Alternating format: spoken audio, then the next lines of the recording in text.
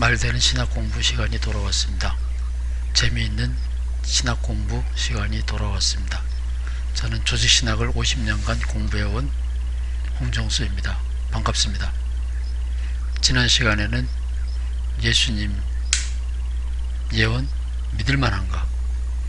예언은 성취되지 않으면 믿을 수 없다. 이런 이야기로 생각해보기 연습을 했습니다. 오늘은 두 번째 시간이지만 새로운 강의가 아니라 지난 시간에 했던 이야기의 서설, 그 이야기의 뒤풀이에 해당되는 겁니다. 뒤풀이, 같은 이야기를 정리해보는 시간입니다. 마태복음 9장, 마가복음 9장, 누가복음 9장에 예수님이 이런 말씀을 하셨습니다.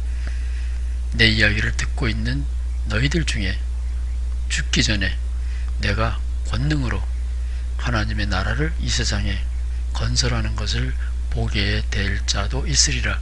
2000년 전에 예수님의 말씀이었습니다. 마가복음 9장과 누가복음 9장에 있습니다. 그런데 구약성서 신명기 13장에 보면 하나님의 이름으로 말하는 예언자가 그 예언이 성취되지 않을 때는 그 사람은 함부로 지 마음대로 말하는 것이니 그 예언자를 두려워하지 말라 하는 신명기 13장의 말씀도 있습니다. 그런 의미에서 보면 예수님은 과연 거짓 예언자일까요? 2000년 전에 예수님의 예언이 아직도 이루어지지 않았으니까. 그래서 오늘은 학자들은 이런 문제를 어떻게 처리해 나가는가, 그리고 우리들은 어떻게 성서를 이해할 거냐, 예수님의 예언을 이해할 거냐, 이런 시간을 잠깐 가져보려고 합니다. 우선 성서는 미래에 반드시 일어날 사건들, 하나님의 뜻의 뜻 안에 있는 이야기, 그런 사건들을 미리 알려주는, 그런 의미에서 미리 알려주는 예언, 점술책, 그런 의미에서 예언이 들어있는가? 어법으로 보면 그렇습니다. 성서에는 미래에 일어날 일을 많이 얘기하고 있습니다. 가장 대표적인 것이 요한계시록, 구약성서에는 다니엘서 같은 겁니다. 예언서라는 책에도 그런 일들이 많이 일어나고 있습니다. 그런 사건들이 많이 기록되어 있습니다. 너희는 이렇게 하라. 왜냐하면 여호와께서 이렇게 너희들을 인도해 내실 것이다. 그런 의미에서 성서는 어법으로 보면 예언이 가득합니다. 예수님도 어법상으로 보면 미래에 일어날 일을 많이 말씀하셨습니다. 사흘 만에 되살아날 것이다.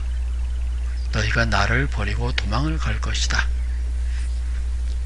내가 권능을 가지고 하나님의 나라를 이룩하기 위하여 임할 것이다. 어법상으로 보면 그런 미래에 대한 예언이 많이 들어있습니다. 그래서 우리는 성서를 예언의 책으로 미래에 반드시 일어날 일을, 하나님의 뜻 안에 있는 일을 미리 알려주는, 천기를 누설하는, 폭로하는 비밀스러운 책으로 다들 이해하고 있습니다. 그러면 학자들은 어떻게 예언서를 바라볼까요? 구약에 있는 예언이나 신약에 있는 예언이나 학자들, 전문가들은 성서의 예언을 어떻게 이해하고 있을까요? 여러분 교회의 목사님들도 물론 신학교를 다녔기 때문에 학자들의 이야기를 많이 들었다고 간주할 수 있습니다. 그러나 여러분의 교회의 목사님들은 교인들에게 상처를 주지 않기 위하여 전통적인 신학을 반복하고 있다고 이해하면 좋겠습니다. 학자들은 성서의 예언과 역사의 실제 사건을 면밀히 검토한 결과 말한 시점으로 보면 이미 일어난 사건을 내일 10년 후에 일어날 사건으로 기술하는 사후 예언, 사건이 일어난 다음에 미래에 이런 일이 일어날 것이다. 그렇지만 그 말하는 시점은 훨씬 후대에, 그러니까 그 예언은 다 일어난 것을 말하는 거니까 말하자면 스포츠 중계처럼 틀림이 없는 거지요. 일기예보처럼 미래를 얘기하는 것이 아니라 스포츠 중계처럼 이미 일어난 일을 그리고 있기 때문에 그렇습니다. 그래서 학자들은, 전문가들은 성서는 미래를 예언한다, 하나님의 뜻 안에 있는 천기를 누설한다, 그런 의미에서 예언을 간직하고 있는 책은 아니라고 봅니다. 만약에 성경이 예언의 책, 미래에 꼭 일어날 일을 말하고 있는 예언의 책이라면 하나님이 뭐 필요하겠어요? 하나님이 예언을, 미래의 역사를 작정해 놓았으면 그 후에는 하나님의 뜻대로 세상 만사가 끝까지 이루어질 것이기 때문에 하나님의 말씀이, 예언자들의 말씀이 미래에 꼭 일어날 일을, 반드시 일어날 일을 미리 말해주는 거라면 하나님도 필요가 없게 되죠. 성경이 사람이나 역사에 운명이 있고 하나님의 뜻대로 반드시 이루어진다, 그런 고정적인 역사, 하나님의 계획대로 역사는 우리 사람 눈에는 알려져 있지 않지만 하나님 안에, 뜻 안에서 다 이루어진다, 그런 의미에서 고정되어 있다, 미래는 하나님 눈에는 고정되어 있다, 이렇게 생각한다면 그게 운명론이 되겠죠. 그렇게 생각한다면 하나님은 필요가 없죠. 운명이 세상을 지배하고 있기 때문에 그렇습니다. 그렇지만 창세기 3장에서 하나님이 사람을 만드시고 창세기 6장에 가서 하나님이 사람을 지으신 것을 후회하셨다라는 성서의 기록이 있는 거 보면 하나님과 상관없이 하나님의 뜻 안에서 모든 미래가 미리 결정, 고정되어 있고 하나님이 그것을 미리 아신 것은 아니라는 것을 우리는 쉽게 알 수 있습니다. 성서에 있는 전형적인 예언서 다니엘서는 학자들은 그 다니엘서가 다 맞는 것처럼 보이지만 그것은 과거를 기록해 놓았기 때문에 맞는 거고, 다니엘서가 실제로 관심 갖고 있는 한때, 두때, 반때, 곧 2년 반 후에 천지개벽이 일어나리라는 진짜 예언, 다니엘서의 예언은 실제로 일어나고 있지 않습니다. 즉 다니엘서는 예언이 아니기 때문에 그렇습니다. 그러면 학자들의 이해와 우리들의 생각을 정리해보면 어떻습니까? 성서 속에는 어법상으로 보면 예언이 있지만 예수님을 포함하여 미래에 이렇게 될 것이다 하는 그 예언은 오늘날의 목사님들이 설교하는 것과 똑같습니다.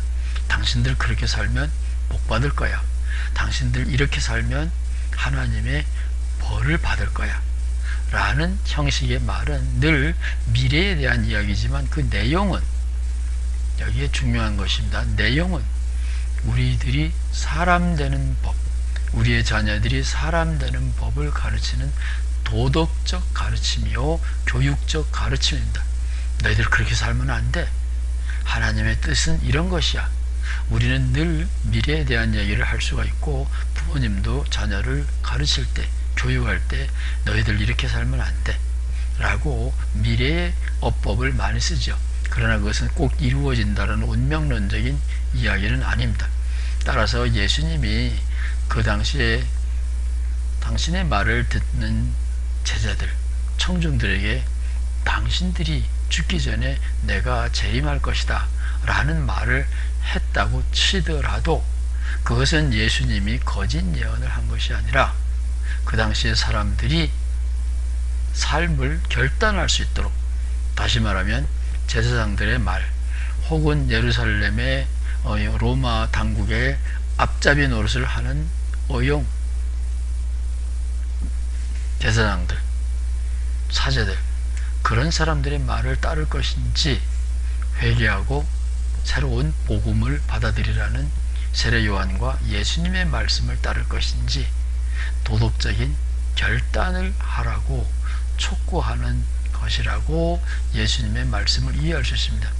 따라서 예수님의 예언이 2000년 전에 예수님의 예언이 오늘 이루어지지 않았으니 예수님은 거짓 예언자다, 그것은 성서 자체를 오해하는 것이고 예수님의 말씀도 오해하는 것입니다.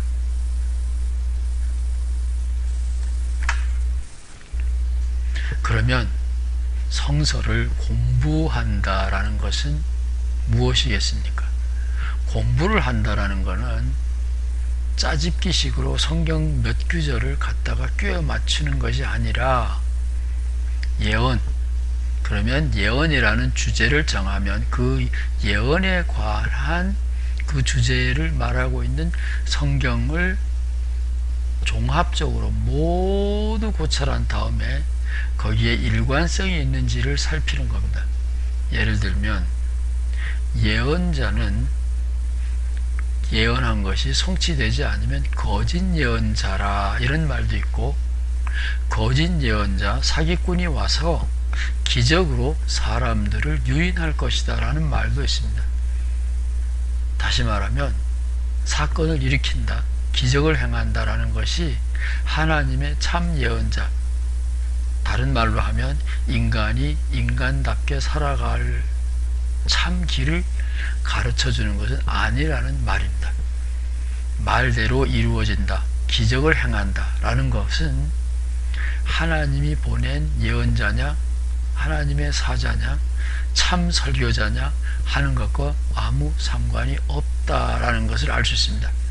따라서 성경을 공부한다라는 것은 단순한 읽기가 아닙니다. 주제가 정해지면 그 주제에 해당하는 모든 성경 기절을 고찰하고 그 사이에 모순이 없는지, 어떻게 일관성을 찾아낼 것인지를 생각하는 것이 공부입니다.